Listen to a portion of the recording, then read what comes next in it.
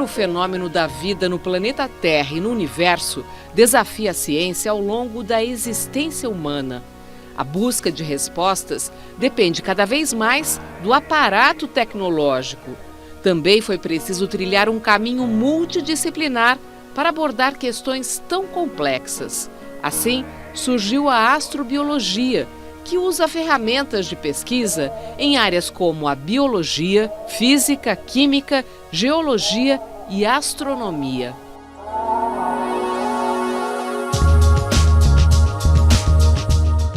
No Repórter Eco de hoje, conheça o avanço das pesquisas em busca de vida no universo. E você vai ver também. Em plena área urbana da capital paulista, pequenos agricultores cultivam alimento saudável, sem desperdício e com menor impacto ambiental dentro de projeto de economia circular. E cientistas anunciam a descoberta rara de um recife de coral no entorno da Ilha da Queimada Grande, no litoral paulista. É a primeira vez que esse ecossistema marinho é encontrado mais ao sul do Oceano Atlântico.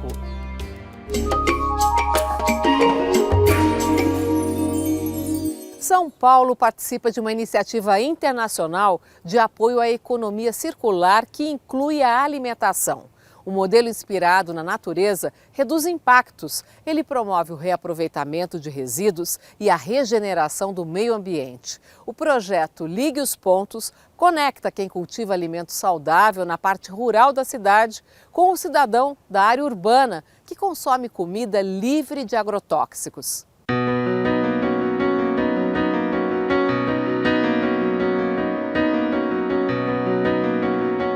Muitas construções, mais de 12 milhões de habitantes, imagem conhecida da capital paulista. Mas na zona sul da cidade, a 40 quilômetros do centro, o cenário é diferente. Em 1/3 do território do município, cerca de 500 agricultores produzem hortaliças em meio aos remanescentes de Mata Atlântica. O desejo de trabalhar sem usar agrotóxicos em harmonia com o meio ambiente se concretiza por meio de projetos como o Ligue os Pontos, da Prefeitura de São Paulo, iniciado em 2018. A produção era convencional. E convencional, o material que a gente compra é super caro, né? Adubo, defensivo assim, e não tem valor assim no comércio, né? Fora que fazia muito mal pra gente, né? Para quem aplicava, né? O projeto veio numa excelente hora. Eliminou, né, o uso de agrotóxico. Está sendo muito bom. O objetivo é fazer o link justamente da zona urbana com a zona rural, fortalecendo essa conexão e consolidando esse território rural da cidade de São Paulo, que é um território delicado por ser um território que contém mananciais hídricos ali que abastecem a cidade e que sofre uma pressão imobiliária constante e que vem transformando esse ambiente desde então. Para expandir a economia circular, a Fundação Britânica Ellen MacArthur apoia iniciativas assim em São Paulo. No caso dos alimentos, ajuda a conectar pessoas envolvidas na produção, consumo, combate ao desperdício, reaproveitamento de resíduos por meio da compostagem para devolver nutrientes ao solo. A economia circular dos alimentos ela é um novo modelo para repensar o sistema alimentar, né? Porque o sistema alimentar hoje ele é totalmente baseado em conceitos e condições que causam aí degeneração do meio ambiente, perda de biodiversidade e contribuem negativamente com o clima. Essa forma de consumir da cidade de São Paulo, né, de extrair, consumir e descartar, ela não cabe mais numa cidade de 12 milhões de pessoas, né? A gente precisa repensar tudo isso. É importante que não se use agrotóxicos, é disso que a gente está falando quando a gente está falando de uma produção regenerativa? Quando a gente fala em um sistema regenerativo, é um resgate dessas técnicas tradicionais de agricultura que nós utilizávamos há muito tempo e deixamos de usar com o advance da Revolução Verde, Revolução Industrial, tudo passou a ser muito mecanizado, produção em larga escala, só que esse conceito claramente não funciona. O sistema atual que usa os químicos, que usa os agrotóxicos, ele degenera o solo. ele torna improdutivo algumas áreas, e com o tempo a gente sabe que tem muita perda de biodiversidade local. A gente está fomentando não só o fortalecimento desses agricultores de se manterem na atividade, né, que é interessante para o ambiente, para o território rural de São Paulo. A gente está fazendo um link mais próximo do consumidor com esse produtor, né, trazendo atividades melhores de armazenamento e de logística mais curta também, evitando aí os desperdícios que acontecem no meio do caminho, né, e melhorando toda essa relação sustentável que acontece em torno de um alimento que é fresco, saudável, e que a cidade tem muito interesse em ter nos seus estoques, né, nos seus restaurantes, nas suas feiras, e até nesse consumidor que está mais próximo do agricultor também, em formatos de entregas de cestas domiciliares, em grupos de consumos que vem crescendo na cidade de São Paulo também. Então, tudo isso faz parte dessa economia circular.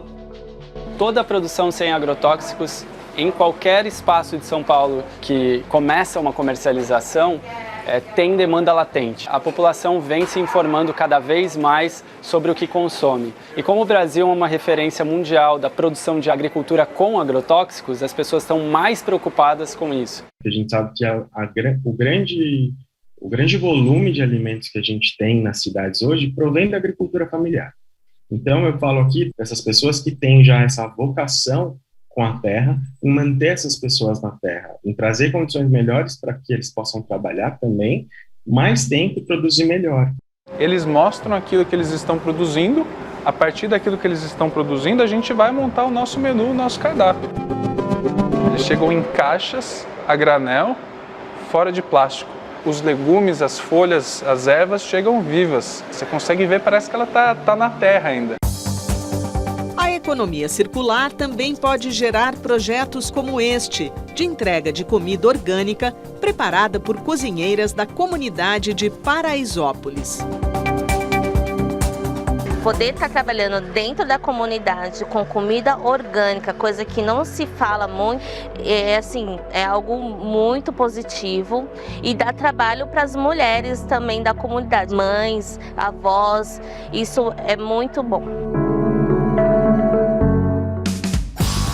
A plataforma Sampa Mais Rural traz todas as informações sobre os produtores da Zona Sul Paulista, mercados e políticas públicas ligadas à alimentação. Traz também as dicas para visitar propriedades que, por conta da pandemia, podem estar com regras mais rígidas para preservar a saúde das famílias de agricultores. Todos nós somos responsáveis pelo aquilo que a gente consome. Não faz sentido a gente buscar produtos que tenham uma logística que o gasto, né, o consumo de combustíveis fósseis, inclusive, é enorme. A gente tem que buscar o que está mais próximo realmente da gente e introduzir esse conceito no nosso dia a dia.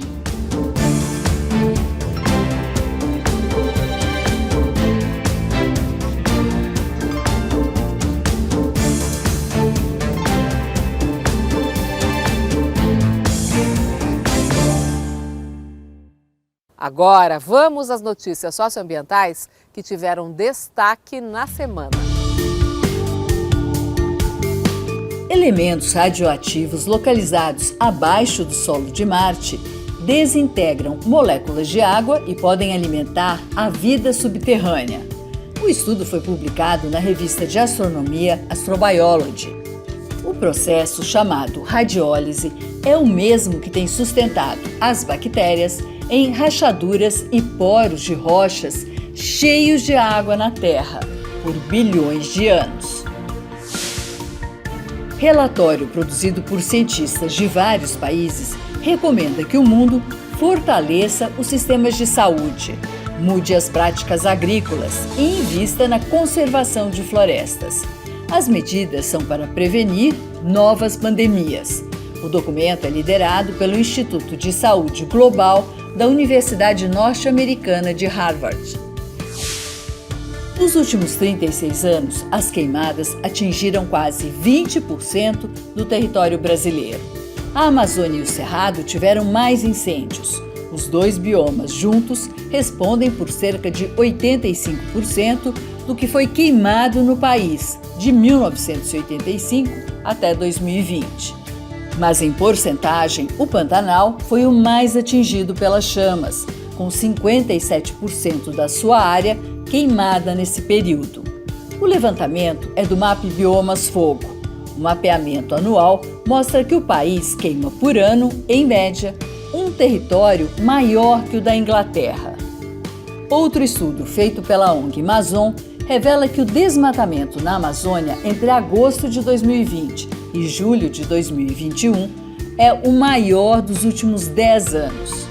A floresta perdeu área equivalente a 9 vezes o tamanho da cidade do Rio de Janeiro. Em protesto, ativistas da ONG Greenpeace Brasil fazem entrega simbólica na entrada do Congresso Nacional do troféu Motosserra de Ouro 2021 a Arthur Lira, presidente da Câmara dos Deputados. Lira é apontado por entidades ambientalistas como responsável por agilizar a votação de propostas que colocam em risco a conservação do meio ambiente, como a lei da grilagem de terras. A Articulação dos Povos Indígenas publica dossiê internacional de denúncias, com dados que demonstram que o governo Jair Bolsonaro elegeu os indígenas como inimigos. Segundo o texto, está em andamento um amplo e abrangente projeto anti-indígena, que avança a passos largos no Congresso Nacional e é nutrido e fomentado pelos discursos do presidente. Entre as ameaças institucionais, o documento aponta o desmonte da FUNAI, que é responsável pela proteção e promoção dos direitos dos povos indígenas e, por etapas, dos processos de demarcação de terras.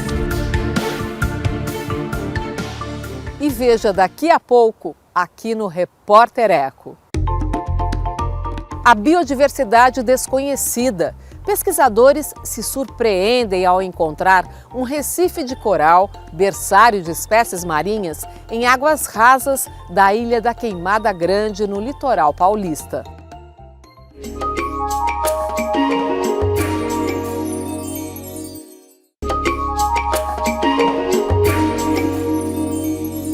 A Ilha da Queimada Grande, no litoral paulista, é conhecida como Ilha das Cobras por abrigar uma diversidade de serpentes, entre elas a jararaquilhoa. Recentemente, cientistas descobriram um tesouro ecológico submerso, um recife de coral a 12 metros de profundidade. É o primeiro registro desse berçário da vida marinha mais ao sul do Oceano Atlântico.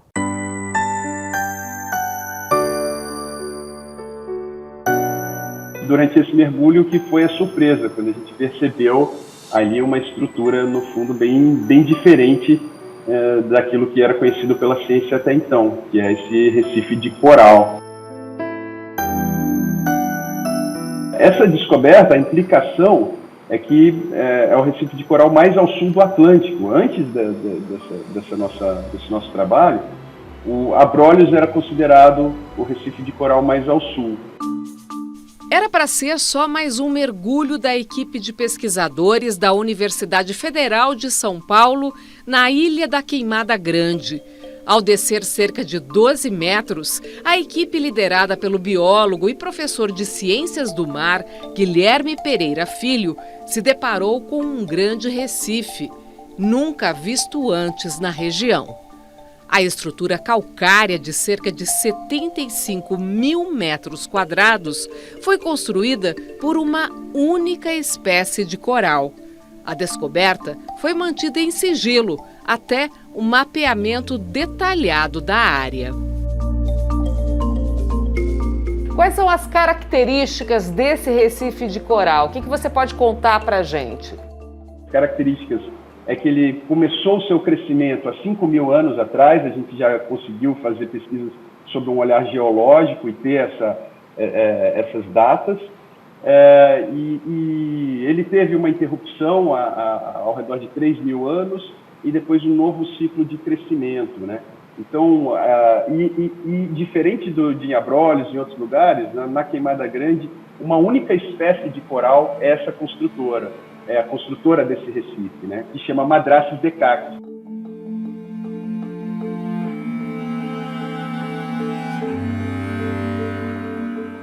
O interessante dessa história é que ela também revela para a gente que o clima do litoral de São Paulo ele foi diferente ao longo dos últimos 5, 6 mil anos, né? Então a gente teve aqui, ao redor de 6 mil anos, um ambiente com características muito mais tropicais, né, do que a gente tem hoje. Por que causou tanta surpresa encontrar por ali um recife de coral? É incomum ter recifes de coral ao sul do Atlântico? Existem recifes de coral.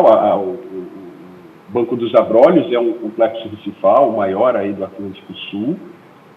Mas o sul do Banco dos Abrolhos, que está ali na frente do norte do Espírito Santo, era conhecido para a gente como o limite da ocorrência dessas estruturas construídas por corais. Então, a surpresa foi porque uma distância tão longa nessa lacuna e encontrar aqui uma estrutura recifal. E por que essa surpresa? Porque, em geral, os recifes ocorrem em águas com temperatura acima de 18 graus, em águas com condições mais claras. Então, esses recifes que a gente tem aqui no Atlântico Sul são considerados os recifes marginais, aqueles que estão na margem das condições ideais para a existência de um recife. E ele tem um alto nível de diversidade biológica, de biodiversidade? Essa é a pergunta que a gente precisa entender um pouco melhor, mas, de fato, esse litoral de São Paulo, ele é uma área de reprodução de muitas espécies, de peixes de grande porte, as caranhas, alguns tubarões. Agora, recentemente, a gente tem uma tartaruga de couro desovando aqui na região. Então, essa é uma região que eu acho que a ciência ela ainda olha pouco. É uma região claramente especial do ponto de vista ecológico, mas que a gente precisa ainda entender melhor o papel de cada compartimento desses ambientes na biodiversidade. A parte terrestre da ilha é restrita apenas a pesquisadores, por abrigar uma grande quantidade de serpentes, uma espécie endêmica que só ocorre nesta unidade de conservação é a jararaca ilhoa, criticamente ameaçada. A descoberta do recife aconteceu durante o debate sobre o plano de manejo da APA Marinha do Litoral Centro, onde a Queimada Grande está localizada. O decreto foi aprovado em março de 2021. A pesca e o mergulho são permitidos na área. A gente tinha consciência de que, apesar dessa descoberta, há um uso histórico do espaço. E essa discussão ela cabe à sociedade, como conduzir, né? Então, a gente, naquele momento, junto com os gestores e com outros pesquisadores e pescadores e usuários, a gente também bateu muito nessa tecla da necessidade de entender melhor esse uso e desenhar, então, estratégias de uso do espaço com a conservação desse ambiente único. Então, no decreto do plano de manejo, ele já institui ao redor da Ilha da Queimada Grande uma área de interesse turístico. E essa área, ela agora deve ser pensada e zoneada num regramento que permita um uso consciente daquele espaço. Então, essa é o que a gente espera, que ali seja um espaço de inovação na conservação marinha de São Paulo e até do Brasil, né?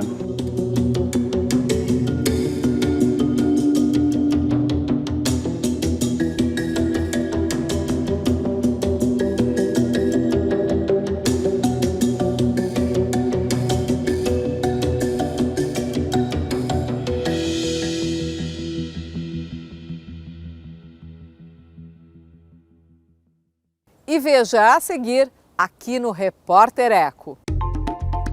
Avançam as pesquisas da astrobiologia em busca de sinais de vida no universo.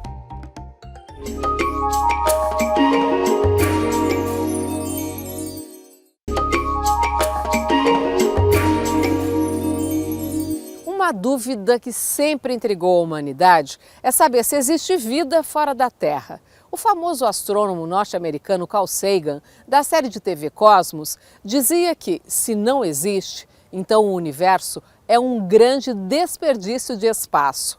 A astrobiologia é a ciência recente que estuda a possibilidade de encontrar vida desconhecida fora e até dentro do nosso próprio planeta.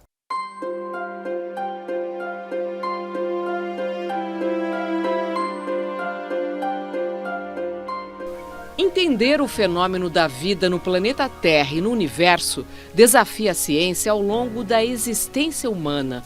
A busca de respostas depende cada vez mais do aparato tecnológico. Também foi preciso trilhar um caminho multidisciplinar para abordar questões tão complexas. Assim, surgiu a astrobiologia, que usa ferramentas de pesquisa em áreas como a biologia, física, química, geologia e astronomia. A astrobiologia é uma área de pesquisa relativamente nova na ciência que procura entender o fenômeno da vida no universo. Como que a vida surgiu no nosso planeta, como que ela se distribui nos mais diferentes ambientes, inclusive os mais inóspitos, seja aqui na Terra, seja possivelmente em outros planetas do Sistema Solar e além, e qual é o futuro da vida no universo. Então é a ciência que se pergunta o que é a vida num contexto cósmico. O maior laboratório da astrobiologia está dentro da Terra. Terra, planeta água, não é verdade. Terra, planeta gente, não é verdade. É Terra, planeta bactéria. Micro-organismos. A gente até brinca muito, né, que é uma bacterra de tantas bactérias que nós temos no nosso cotidiano. Então, o maior laboratório da astrobiologia é a própria Terra, procurando micro-organismos no fundo do mar, nos lugares mais exóticos, né, no Atacama, em altitudes, na atmosfera. Então, o primeiro ponto da astrobiologia é a procura da vida no sistema solar. E como é que estão hoje as pesquisas em torno da possibilidade da existência de vida fora ou extraterrestre? O que tem de mais novo e mais importante para ser dito? Bom, eu acho que nunca estivemos num momento tão quente quanto atualmente, né? Com as sondas que estão chegando em Marte, a possibilidade da gente encontrar indícios de vida passada no planeta, ou seja, de fósseis, é muito grande. A gente sabe que Marte, no passado, teve condições de abrigar vida, então a chance de ter tido vida lá é muito grande, e inclusive talvez exista vida no subsolo de Marte ainda hoje. Além de Marte, que está sendo estudada, vasculhada, destrinchada por esses robozinhos que estão na superfície, a gente está construindo gigantescos telescópios que vão vasculhar o universo próximo em busca dos exoplanetas, que são os planetas que orbitam outras estrelas que não o Sol, ou seja, planetas fora do Sistema Solar. Hoje existe evidência incontestável de vida extraterrestre? Não, pelo contrário, não existe nenhuma evidência incontestável de vida extraterrestre que tenha sido encontrada até hoje. Existem indícios de morfologias que se parecem com aquelas deixadas por micro-organismos em Marte. Existe a possível detecção de fosfina em Vênus, que foi notícia dos jornais alguns meses atrás também, mas ela está em discussão até hoje, não é certeza que tenha sido detectada mesmo. E existem indícios de alguns sinais de SETI que já foram detectados, mas não é nada incontestável, a gente precisa de validação científica. Como toda boa ciência, ela precisa ser validada por grupos independentes, por experimentos repetidos. De que maneira a comprovação de vida extraterrestre pode mudar a nossa visão de mundo, nossa visão do cosmos? O que eu acredito, ela vai colocar a gente no nosso lugar um pouco mais de direito. Eu acho que a gente entender que nós não somos os únicos seres vivos no universo, nós não somos assim tão especiais, mas nós somos parte de uma cadeia cósmica de vida. Eu acho que isso vai colocar a gente numa situação um pouco mais humilde, um pouco menos prepotente, e talvez a gente se sinta um pouco menos isolado no universo. E o que eu espero, eu como um amante da astronomia e da exploração espacial, eu espero que isso estimule cada vez mais a gente a realmente desenvolver tecnologias para ir estudar esses outros seres vivos. Para terminar, é importante a gente olhar para o céu para lembrar de quem somos? Pelo amor de Deus, nós precisamos de algumas coisas parecidas. Principalmente atualmente. Nossa, na hora que você olha esse urbano, esse horizontal, haja... Então, é gostoso você olhar para o céu, ver a estrela d'alva. A estrela d'alva não é uma estrela, é um planeta. Você vê um eclipse. Então, é engraçado essa questão de você olhar para uma estrela e ficar fazendo essa pergunta. Gente, o que será que tem nessa estrela? Por que essa estrela está lá, num local afastado da cidade? Você olha e vê aquela Via Láctea. Gente, a gente tem muita coisa para a gente conversar, né? Tem muita coisa para a gente fazer, para a gente pensar.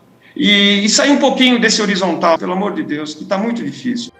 Então, nossa, que gostoso que é olhar para o céu. Olhem para o céu, pelo amor de Deus. É um frescor existencial.